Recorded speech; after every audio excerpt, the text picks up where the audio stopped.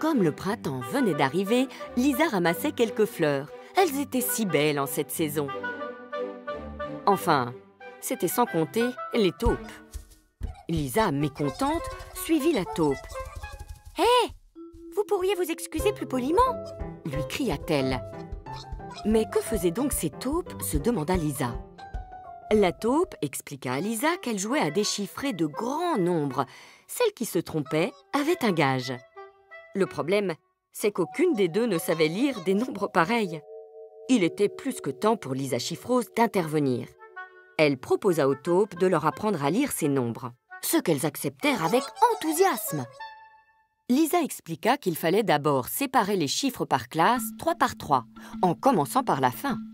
Les 3 derniers chiffres correspondent à la classe des unités, les 3 suivants à la classe des 1000, la classe suivante est celle des millions. Comme les taupes semblaient perdues, Lisa expliqua. Il y a 3 colonnes dans chaque classe, celle des unités, celle des dizaines et celle des centaines.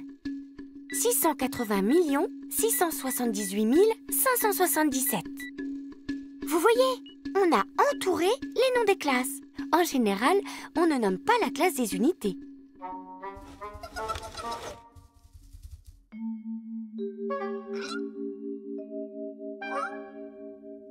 Pas de panique. Je vous présente la classe des milliards. 5 milliards 680 678 577.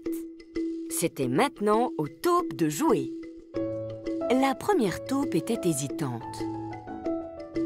5 milliards 68 678 577. Ouf! Les taupes enthousiastes en demandèrent encore. 5 milliards 686 78 577.